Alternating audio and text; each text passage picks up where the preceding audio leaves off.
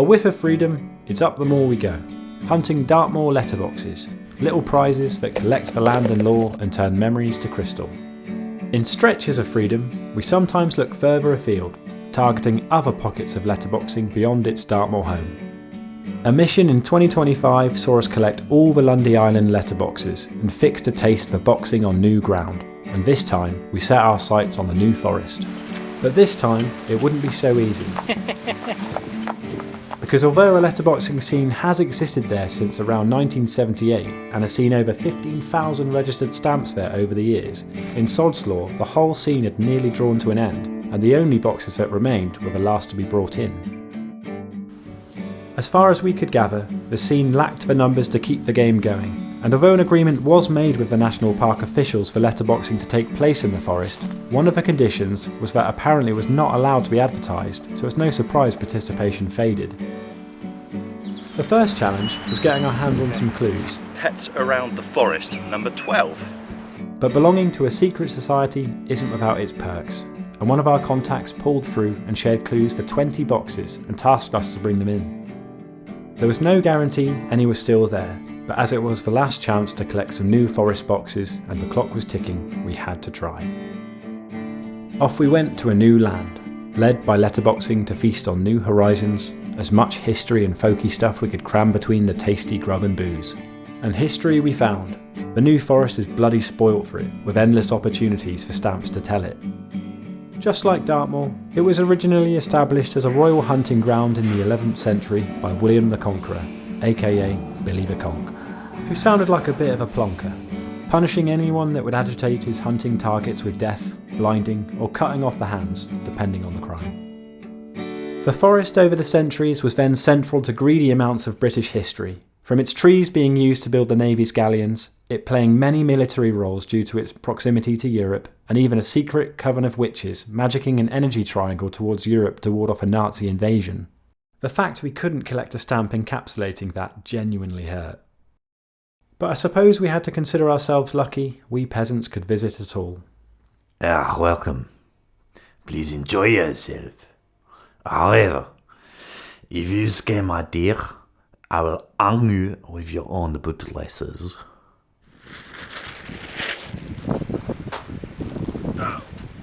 Not hanging around on arrival, we set up base then wasted no time hunting for 5 of the closest boxes, and enjoyed getting to grips with a different style of clues, mainly pacing using trees and other interesting features.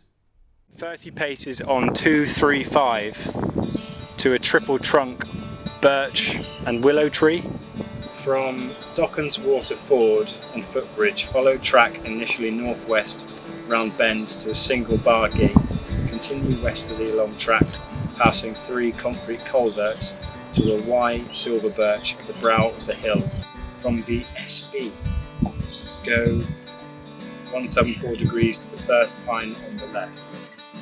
From here go 72 paces, 260 to a pine with a large left branch on the edge of the tree line. Box and branch will split. Then a further 77 paces to a small ditch and 69 paces to Triple Beach.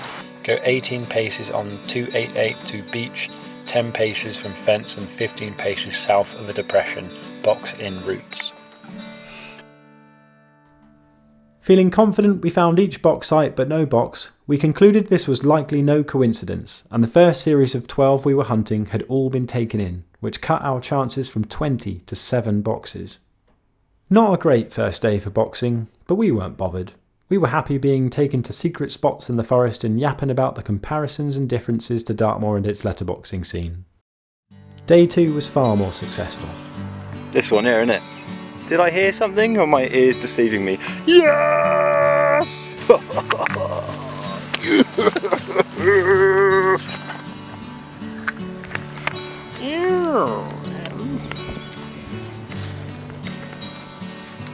Mushroom.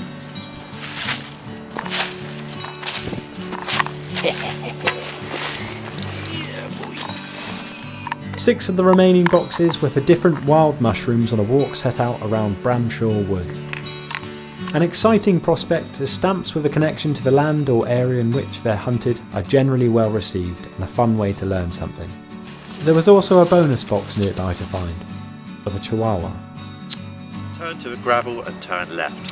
Following the gravel round the bend, by passing the green ride on the right hand side, go onto a knobby oak with a holly on the left hand side of the gravel. Over the culvert, and up onto the large cross track. From centre of cross track, go on at 066 degrees to the remnants of an old ladder. Then go for 10 paces on 90 degrees to find the box in the base of a mossy oak with beach friend, southeast side. That's a hair gel pot. Round the bend and on up to the large oak on the right hand side, just before the grass ride on the right. Now go 50 paces on 270 to find the box in an old mossy stump spider.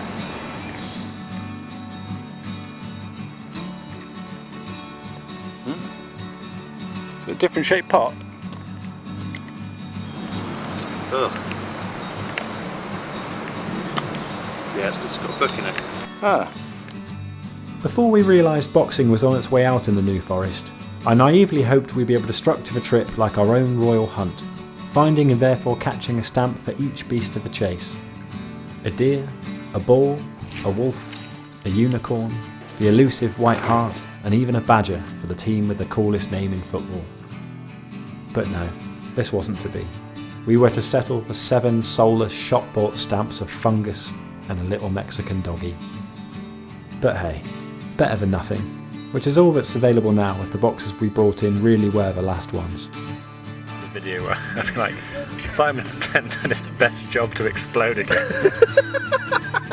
But sort of just ended up popping a wheelie instead.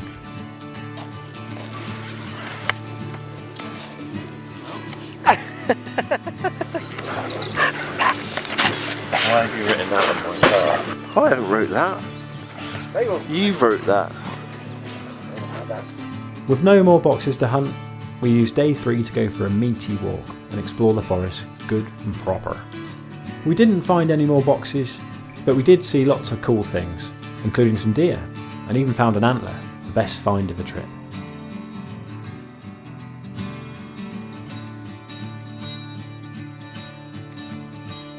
Come evening, we toasted the trip again in the Red Shoot pub beside our campsite, and even hid our own stamp somewhere sneaky with permission of the landlord. Get on, Dave.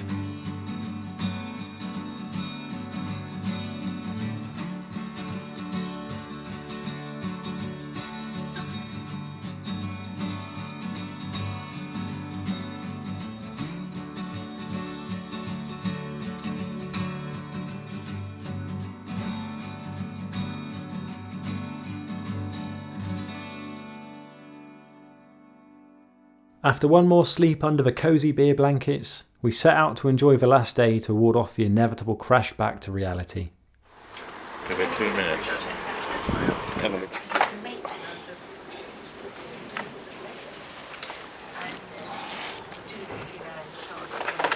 Sacre bleu! What have you done to my bit of a deer? Say goodbye to your arms and eyes. Me eyes! Having enjoyed ourselves so much, we had a nosy at housing prices and quickly regretted doing so.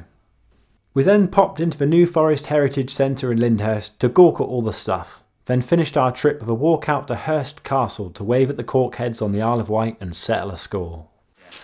I think that Billy the Conk's a bit of a git. Yeah. You're gonna be alright driving without your hands?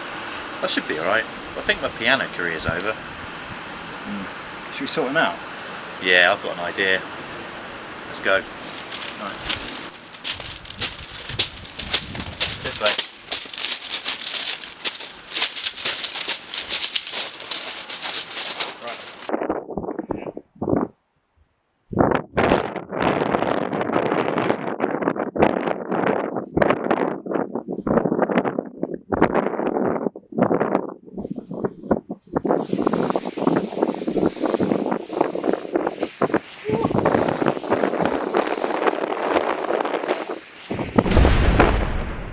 Time to sum up. We're really enjoying this exploring new places through letterboxing malarkey, And although the New Forest is a magical place that doesn't need a game to enhance its natural allure, I can't shake the feeling that letterboxing and the New Forest could complement each other in a profound way. That's a banger. Look at this. Look how bright it is now, Simon. As already said, the forest oozes history and stories that are begging to be told through stamps, and the land is frankly an explorer's paradise. Providing the game were played responsibly, as proper Dartmoor letterboxers advocate with agreed codes of conduct, I see no reason why the New Forest National Park Authority need to worry about its impact. Not when the New Forest ponies have gained the title of the architects for their impact on the land, whose hooves and nibbling likely cause more erosion in a week than letterboxers would in a lifetime. Let's not forget letterboxing also has the potential to raise thousands for charities each year, so there could be wider benefits that are currently being missed out on. But anyway, there's not much more we can do from Devon besides scope out the scene for any willing person prepared to get a new game moving and to have the conversations with the right folks to ensure it's all above board. Well, that and plant our own permitted box on a bookshelf in the Red Shoot pub to secretly keep the flame of New Forest letterboxing burning. Why not pop in for lunch if you're out that way? You know my methods. Apply them.